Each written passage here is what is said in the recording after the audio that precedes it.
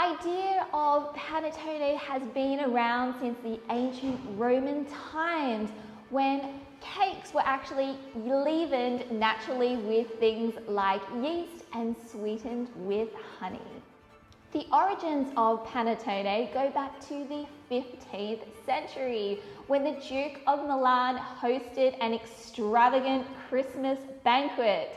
And unfortunately, during this banquet, the dessert got burnt. So a young and creative chef by the name of Tony came up with an enriched brioche dough flavored with candied fruits and raisins, which was later known as Panettone. That's right, it became so popular that it's now a signature cultural cake of Italy.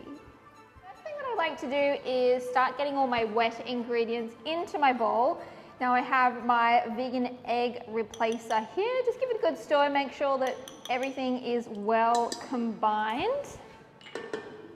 Now to that I have some unsweetened plant milk. We also have some vanilla extract and some orange blossom water, which is optional. Glucose syrup. Now the glucose syrup is going to give you a really soft crumb to your panettone, and it also extends the life of the product as well. And this recipe calls for a poolish. So there is a video in your dashboard of how to prepare a poolish. It is a pre-fermented dough.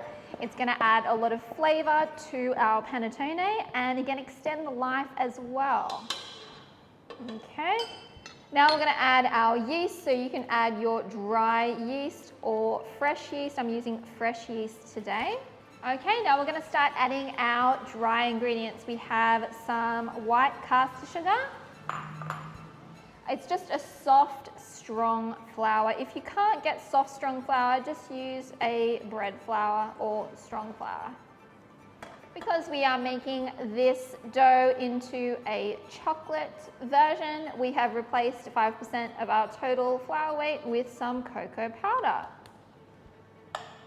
And of course, some salt.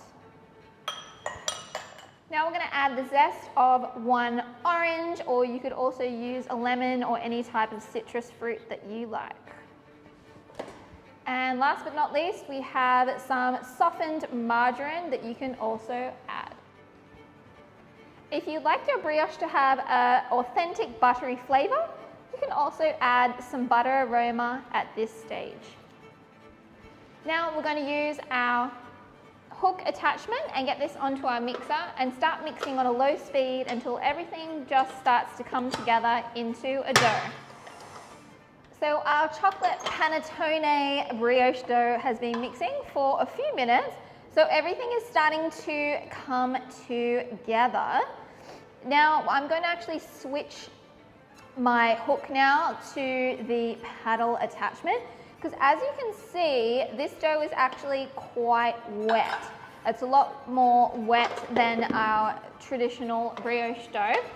Now I'm going to go in there with my bench scraper and just scrape down those sides. We want to make sure that everything is incorporated, everything underneath is incorporated. And we're going to put on our paddle attachment, and we're going to mix this on a speed 2 for about 8 to 15 minutes. It really just depends on your dough. And we were looking for a 75% gluten structure, or until we can do a window test.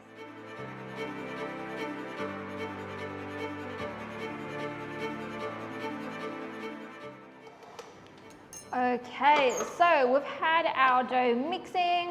It's been mixing probably for about 10 minutes, and you can see that it's actually started coming away from the sides, and we're developing some nice gluten structure, so I can stretch it out and do a window test so I know that it is ready. So we're going to get this back onto our mixer.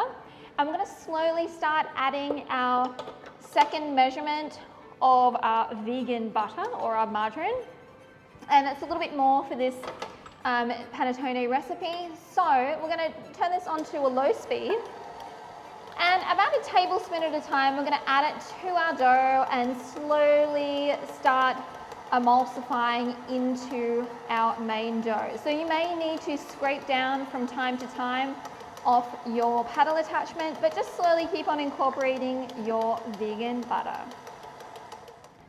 Once your brioche dough and all of that vegan butter has been incorporated, we are going to get this off our mixer now.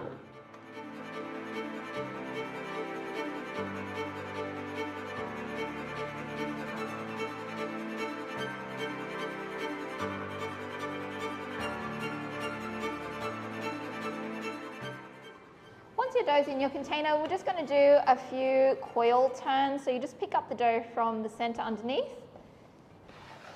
And so we're just folding the dough underneath itself.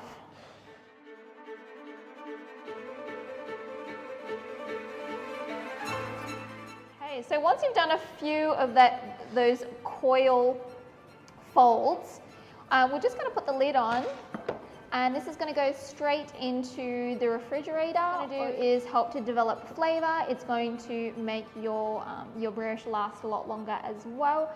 So yeah, we're going to pop this into the fridge now.